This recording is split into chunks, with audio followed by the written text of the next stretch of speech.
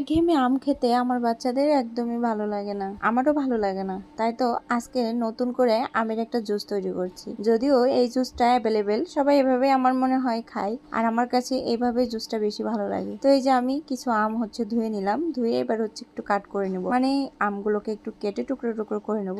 আর আমি যদিও আমটা মিক্সার ব্লেন্ডারে দিয়ে জুস করে নেব, জুসারি দিয়ে, কিন্তু তারপরেও আমার মনে হচ্ছিল যে একটু কাট করে নিলে ভালো হয়। কেননা আম যদি এমনি এমনি খোসা ছাড়িয়ে নিতে যাই তাহলে কেমন যেন একটা ঝোল ঝোল বেরিয়ে যাবে, খেতেও ভালো লাগবে না। আর এভাবে দেখতেও কিন্তু বেশ ভালো লাগে।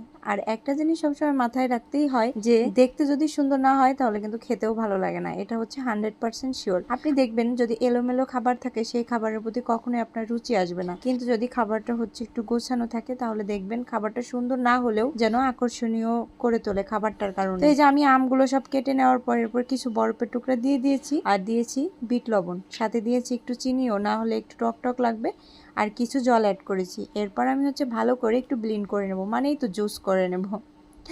আর এই জুসটা করে নিলেই কিন্তু একদম ঠান্ডা ঠান্ডা জুসটা রেডি। আর এবার আমি এই যে ড্রিঙ্কসের গ্লাসে ঢেলে নিচ্ছি। এভাবে কারা কারা খান বলেন তো, অবশ্যই কিন্তু কমেন্ট বক্সে জানাবেন। আর আমের এই ভিন্ন রকমের খাবারগুলো কিন্তু ভালোই লাগে, কারণ একঘেয়েমি আম কখনোই ভালো লাগে না। আর আরো কিছু বরফ দিয়ে ডেকোরেশনটা আরো সুন্দর করে নিলাম। একদম এই গরমে ঠান্ডা ঠান্ডা তৃপ্তি সহকারে খেয়ে নিলাম জুসটি। আজকের ভিডিওটি এই পর্যন্তই। সবাই ভালো থাকেন, সুস্থ থাকেন, আবারও দেখা হবে নেক্সট কোনো ভিডিওতে। সেই পর্যন্ত টাটা সবাইকে।